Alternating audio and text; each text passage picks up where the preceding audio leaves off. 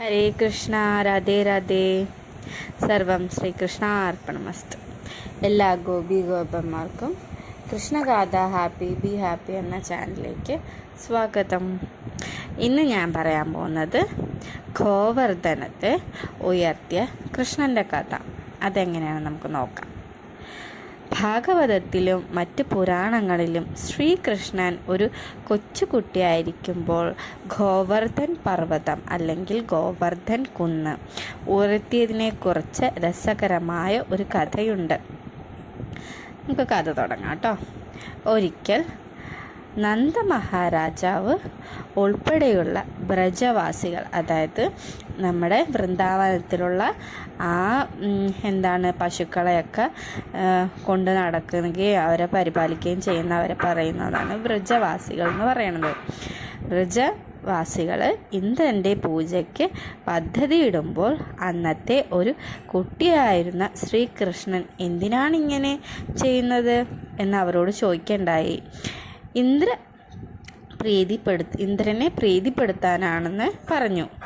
എല്ലാ വർഷവും ഇത് ചെയ്യുന്നതെന്നും അങ്ങനെ ആവശ്യാനുസരണം മഴ നൽകി ബ്രജയിലെ ജനങ്ങളെ അനുഗ്രഹിക്കുന്നത് തുടങ്ങുമെന്നും നന്ദമഹാരാജാവ് കൃഷ്ണനോട് വിശദീകരിച്ചു. എന്നാൽ അവർ കർഷകരാണെന്നും പ്രകൃതിയിലെ ഏതെങ്കിലും പ്രതിഭാസത്തിന് പൂജകൾ നടത്തുകയോ ഇതുപോലുള്ള യാഗങ്ങൾ നടത്തുകയോ ചെയ്യുന്നതിനു പകരം കൃഷിയിലും കന്നുകാലികളെ സംരക്ഷിക്കുന്നതിലും ശ്രദ്ധ കേന്ദ്രീകരിച്ച് അവരുടെ കർത്തവ്യം അല്ലെങ്കിൽ കർമ്മം മാത്രമേ ചെയ്യാവൂ എന്നും ചെറിയ കൃഷ്ണൻ വാദിക്കേണ്ടായി. ഒടുവിൽ കൃഷ്ണനെ ബോധ്യപ്പെടുത്തിയപ്പോൾ ഗ്രാമവാസികൾ പൂജ നടത്തിയില്ല. കൊച്ചുകുട്ടിയായ കൃഷ്ണൻ്റെ വാക്കുകൾ കേട്ട് ഗോവർദ്ധന പർവ്വതത്തെ ആരാധിച്ചതിൽ ബ്രജവാസികളിൽ കോപാകുലനായ സ്വർഗരാജാവായ ഇന്ദ്രൻ വൃന്ദാവന ഭൂമിയിൽ വെള്ളപ്പൊക്കമുണ്ടാക്കാൻ ഭയങ്കരമായ മഴമേഘങ്ങളെ അയച്ചുകൊണ്ട് അവരെ ശിക്ഷിക്കാൻ തീരുമാനിച്ചു. വൃന്ദാവനത്തിൽ പെരുമഴയും ഇടിമിന്നലും കൊണ്ട് മഴ പെയ്യ്ക്കാനും നിവാസികളുടെ ഉപജീവന മാർഗം നശിപ്പിക്കുന്ന വ്യാപകമായ വെള്ളപ്പൊക്കം ഉണ്ടാക്കാനും അവരോട് ആജ്ഞാപിച്ചു. ഭയങ്കരമായ മഴയും ഇടിമിന്നലും ഭൂമിയെ നശിപ്പിച്ച് വെള്ളത്തിനടിയിലാക്കിയപ്പോൾ വൃന്ദാവനത്തിലെ ഭയചകിതരും നിസ്സഹായരുമായ നിവാസികൾ സഹായത്തിനായി ഭഗവാൻ കൃഷ്ണനെ സമീപിച്ചു.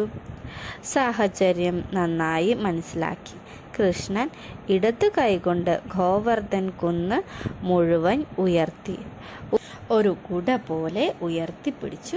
വൃന്ദാവനത്തിലെ എല്ലാ നിവാസികളെയും ഓരോരുത്തരായി അവരുടെ പശുക്കളും മറ്റു വീട്ടുപകരണങ്ങളും സഹിതം ഗോവർദ്ധന കുന്നിൻ കീഴിൽ അഭയം പ്രാപിച്ചു. ഭയങ്കരമായ മഴയിൽ നിന്ന് സംരക്ഷിതരായി വിശപ്പോ ദാഹമോ ഇല്ലാതെ അവർ 7 ദിവസം കുന്നിന് കീഴിൽ താമസിച്ചു. കൃഷ്ണൻ്റെ ചെറുവിരലിൽ പൂർണ്ണമായും സന്തുലിതമായി ഇരിക്കുന്ന വലിയ ഗോവർദ്ധൻ കുന്ന് കണ്ട് അവർ അത്ഭുതപ്പെട്ടു. സംഭവങ്ങളുടെ ക്രമത്തിൽ സ്തബ്ധനും അമ്പരപ്പും തോന്നിയ ഇന്ദ്രൻ ഇടിമിന്നലും മഴയും ആഞ്ഞടിച്ചു നിർത്തി.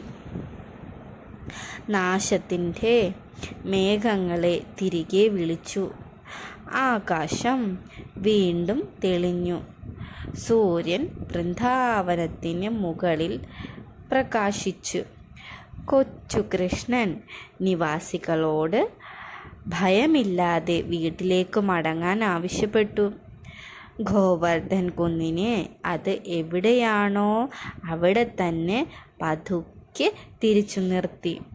നന്ദമഹാരാജാവ്, യശോദ, ബലരാമൻ എന്നിവരുൾപ്പെടെ ബ്രജയിലെ എല്ലാ നിവാസികളും കൃഷ്ണനെ വാഴ്ത്തി സന്തോഷത്തോടെ അവനെ ആലിംഗനം ചെയ്തു.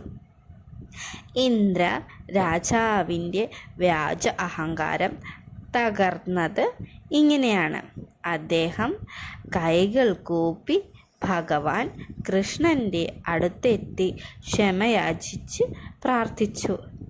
പരമദിവ്യോത്തമ പുരുഷനായ ശ്രീകൃഷ്ണൻ ഇന്ദ്രന് തൻ്റെ അനുഗ്രഹം നൽകുകയും ചെയ്തു.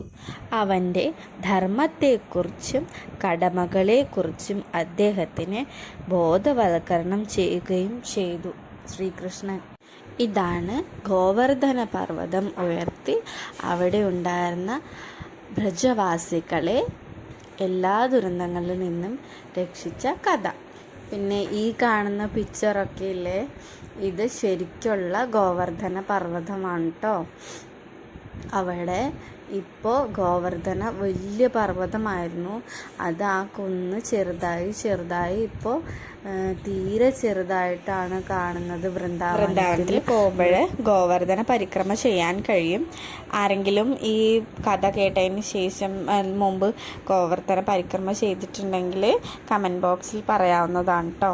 ഹരേ കൃഷ്ണ, സർവം കൃഷ്ണ അർപ്പണമസ്തു. രാധേ രാധേ.